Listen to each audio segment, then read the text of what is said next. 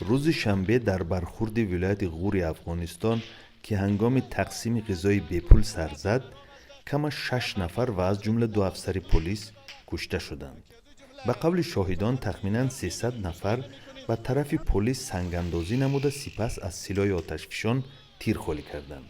همزمان اعتراضگران می‌خواستند به خانه والی ولایت غور درآیند.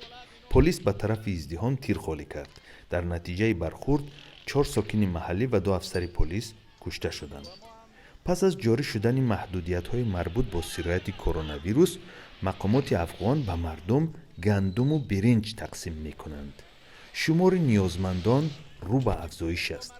طبق آمار رسمی در افغانستان بیش از 4000 نفر گرفتار کرونا ویروس و یا بیماری کووید 19 بوده، بیش از 100 نفر آنها به هلاکت رسیدند. از بین برده و چندین نفر هم شاید کشته تا زخمی باشه که برای فعلا تعداد دقیقی اون مشخص نیست.